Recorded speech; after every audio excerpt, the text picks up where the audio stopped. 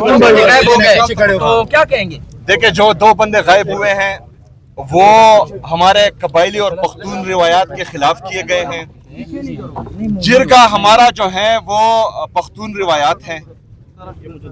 जिरगे में लोग आने से लेकर वहां बैठने से लेकर फिर वापस जाने तक और अपने घर पहुंचने तक ये जो है जिरगे के मेहमान होते हैं। जिसने भी ये किया उसने हमारी पख्तून रिवायात तोड़े हैं।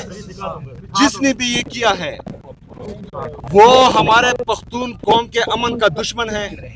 जिसने भी ये किया है वो नहीं चाहता कि खैबर पख्तूनख्वा में अमन आए।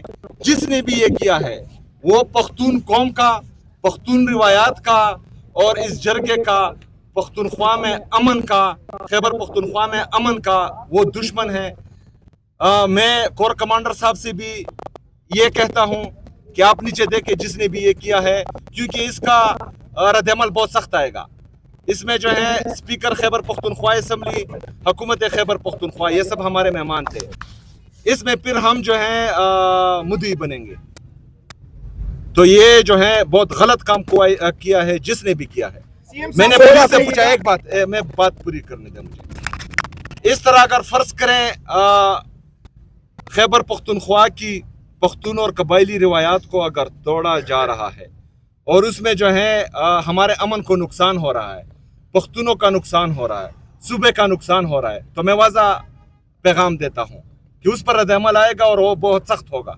सोहेल अफरीदी साहब ये बताइएगा, सोहेल अफरीदी साहब ये बताइएगा कि जो इस्लामाबाद में धमाका हुआ उसके ताने बाने फिर एक बार अफगानिस्तान से मिल रहे हैं, तो अब आप उसके बावजूद भी कहेंगे कि अफगान जो है वो आपके भाई और आप उनके लिए नर्म गोचा रखते हैं। देखिए जी, वाना में भी हुआ, वहाँ पर भी देखें कि वो भी सूरत। ये भी बताएं कि वो कौन लोग थे और वहाँ के कौन किस जगह पे हुआ, ये भी थोड़ा सा बता दें। इस्माइल खान में आपके एसएचओ को जो है वो अगवा किया गया, फिर उसके बाद शहीद किया गया। ये सारी देखें दहशतगर्दी, ये तमाम जो है दहशतगर्द अगर वो मेरे घर तक पहुंचते हैं, अगर वो मेरे इलाके तक पहुंचते हैं, वो इस्लामाबाद तक पहुंचते हैं, ये मेरा फेलियर नहीं है, ये इंटेलिजेंस फेलियर है। पहली बात उनको चाहिए कि मतलब जहां से जो है वो इंटर हो जिस जगह से भी वहां पर उनको रोका जाए, पहली बात। दूसरी बात कि दहशतगर्द का ना कौम होता है, ना मजहब होता है, ना मुल्क होता है, वो दहशतगर्द होता है। उसके लिए ज़रा बराबर भी जो है रियायत, मैं कहता हूँ कि वो इंसान दुश्मनी भी है और मुल्क दुश्मनी है, कोई रियायत नहीं होनी चाहिए। ताने बाने जिस भी मुल्क से उनके टच हो उनको सामने लाया जाए और उनको इबरत का निशान बनाया जाए, पहली बात। अच्छा सर, जिरगे में पीडीएम की जानिब से कौमी तराने के एहतराम में नहीं खड़े हुए, इस बारे में आप क्या कहेंगे? उनकी इस हरकत को कंडम करेंगे, क्या कहेंगे as a Pakistani? As a Pakistani देखिए, मैं ना जज हूँ कि किसी को मैं गलत और सही कहूँ, ना मैं वकील हूँ कि मैं किसी की वकालत करूँ।